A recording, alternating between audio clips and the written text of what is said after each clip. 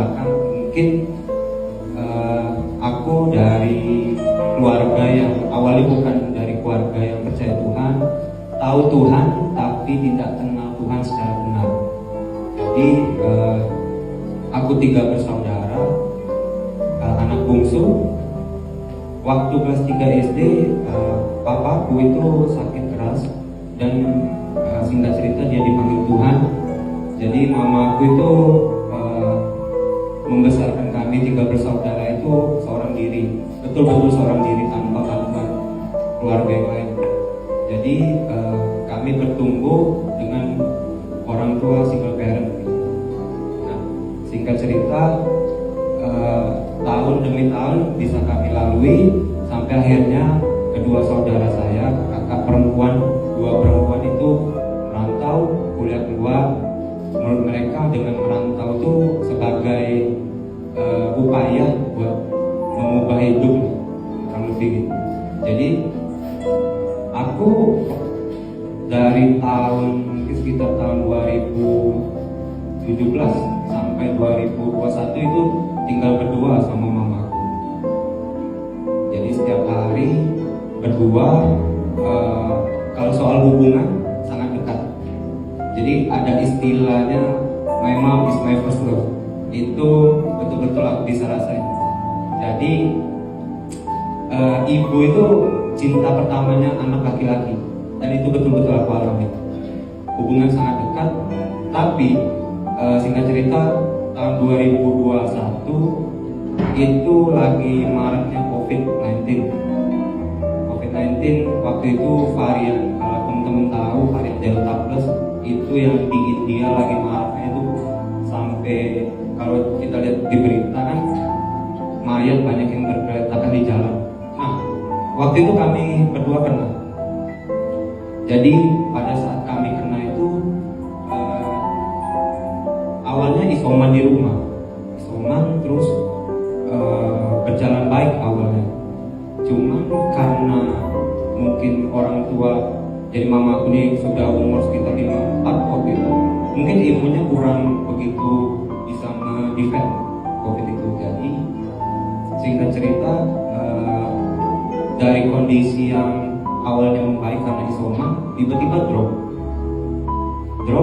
Jadi langsung aku cepet bawa ke rumah sakit di Palembang sini. Waktu itu sih di ruang ICU karena kondisinya sudah parah, saturasi oksigennya benar-benar tidak stabil.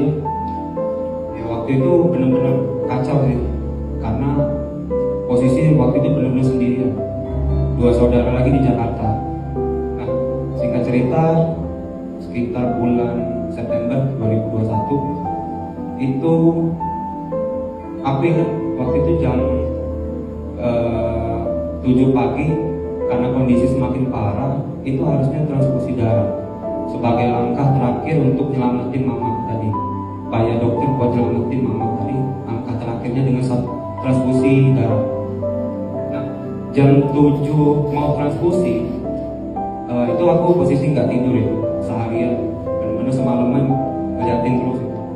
Cuman waktu itu karena aku juga kena COVID, jadi harus pulang ke rumah isoman.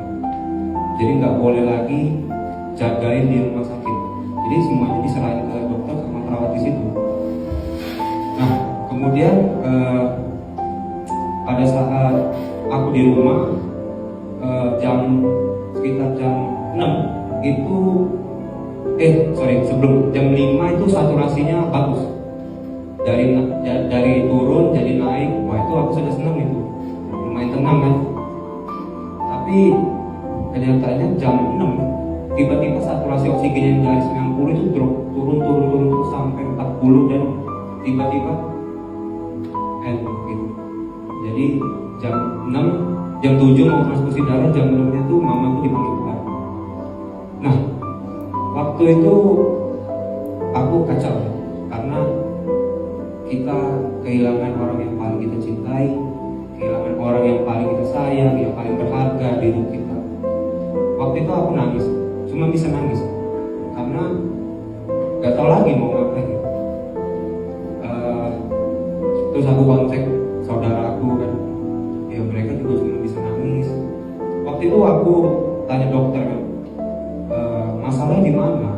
Kenapa kok bisa tiba-tiba kayak itu? Karena kan jam 5 itu tuh kondisi membaik. Terus dokternya ngomong, ini hasil CT scan-nya semua organnya sudah putih. Jadi COVID itu menggerogoti semua organ tubuh. Waktu itu aku ngomong sama dokter, kalau ada celah sedikit buat aku mentransfer organ aku mau. Aku mau balik nyawa aku buat dia.